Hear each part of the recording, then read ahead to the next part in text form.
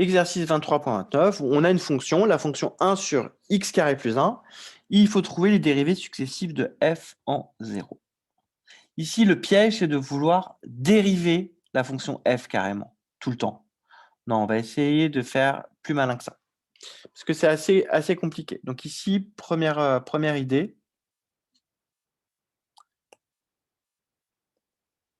L'idée, c'est on ne demande pas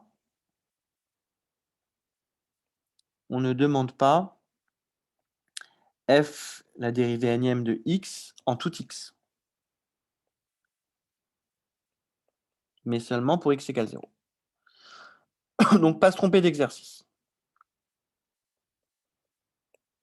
Le réflexe sur cet exercice, c'est de se dire, je vais essayer de dériver ma fonction, mais on arrive rapidement à des formules très compliquées.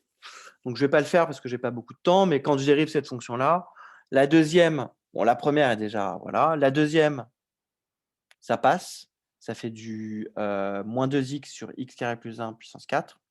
Et ensuite, quand on va dériver, on va avoir des choses de plus en plus grosses qui vont apparaître. Là, la deuxième idée, je vais essayer de m'en sortir par relation fondamentale. Idée 2, je vais essayer de m'en sortir par relation fondamentale.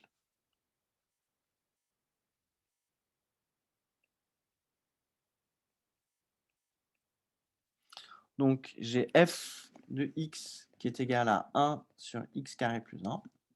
Autrement dit, j'ai x carré plus 1 fois f de x est égal à 1. J'ai ça. Et idée 3, je vais faire du Leibniz là-dessus.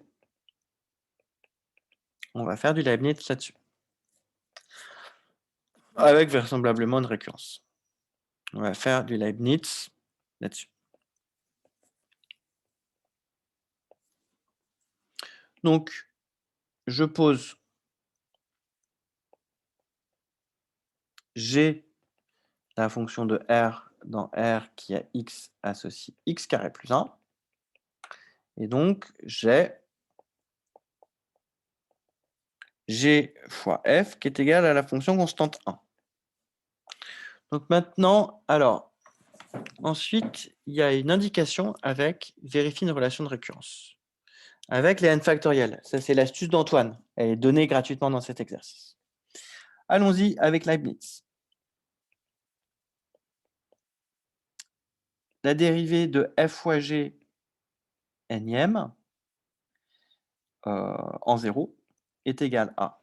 Alors là, j'ai toujours le choix de mettre les grands exposants sur G ou les grands, enfin, de mettre le K sur G ou le K sur F. Je vais plutôt mettre le K sur G. Donc c'est la somme K variant de 0 à N de K parmi N, G dérivé K fois en 0, F dérivé N moins K fois en 0. Et donc, ça, c'est égal à 0, puisque c'est la dérivée de 1.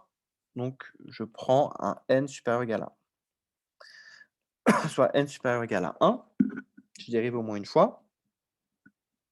Et ici, l'idée, c'est que ça, c'est facile. Et c'est toujours nul. Regardez ce que j'ai. G de 0, ça vaut combien? Bah, G, c'est x carré plus 1.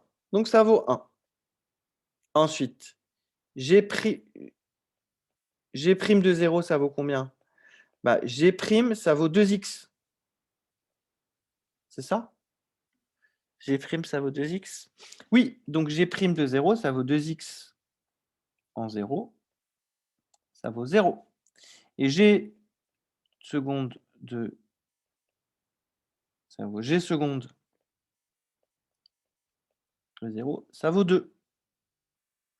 Et ensuite, pour tout k supérieur ou égal à 3, j'obtiens G dérivé km de 0 qui vaut 0.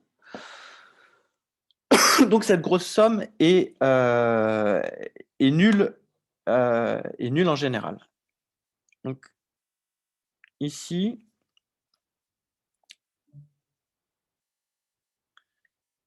je vais écrire quoi? Comment je vais m'en sortir?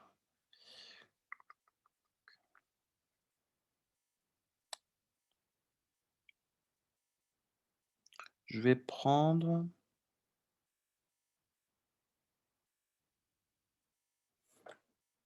On va regarder ce que ça donne. Donc, pour 0, ça me fait f dérivée énième en 0. Ensuite, pour 1, là, ça me fait rien du tout. Donc, ça me fait n fois g' de 0 fois f dérivée n moins une fois en 0. Ça fait 0.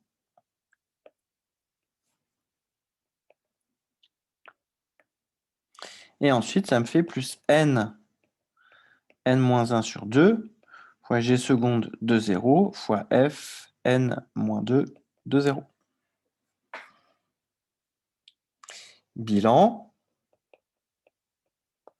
J'obtiens que la dérivée énième en 0 plus n fois n moins 1 fois la dérivée n moins deuxième en 0 est égal à 0.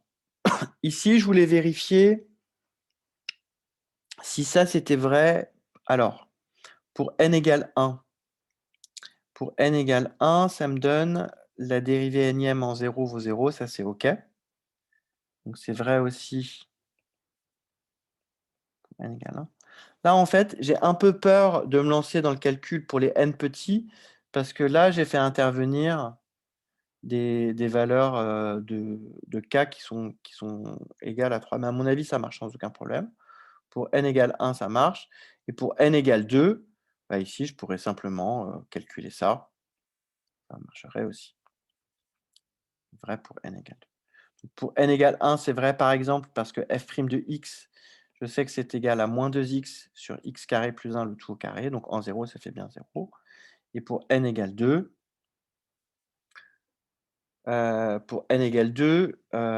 il faut que je montre, j'ai fg', c'est égal à f'g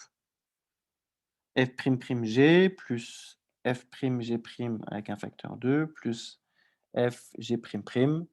Et donc, en 0, ça fait f seconde de 0 plus f fois g seconde de 0. Ça marche bien. Donc, j'obtiens cette relation de récurrence-là. Là, j'utilise l'astuce d'Antoine en divisant par n factoriel. Et donc, j'obtiens f dérivée énième de 0 sur n factoriel est égal à moins f dérivée n moins deuxième de 0 sur n moins 2 factoriel. Et donc, conclusion, eh bien, on va avoir pour tout p appartenant à n, la dérivée 2pm en 0 sur 2p factoriel, c'est égal à moins 1 puissance p fois la dérivée zéroième. Et la dérivée zéroième, c'est la valeur de f en 0. Ça fait ça. Alors, pour p égale 0, je vérifie. Ici, ce qui se passe, c'est que j'ai une récurrence de 2 en 2 qui va de n-2 à n avec changement de signe. Donc, ma suite en termes pairs fait moins 1 plus 1, moins 1 plus 1, moins 1 plus 1, moins 1 plus 1, moins 1. Moins 1 puissance p fois le terme initial. Le terme initial, c'est la dérivée zéroième de f, ça vaut 1. Et ensuite, lorsque p est impair, comme la dérivée première vaut 0, toutes les dérivées impaires sont nulles.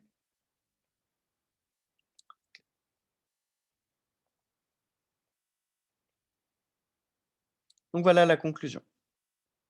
Pour les p impairs, la dérivée est nulle, et pour les p pairs, la dérivée de pm en 0 est égale à moins 1 puissance p fois 2p factoriel.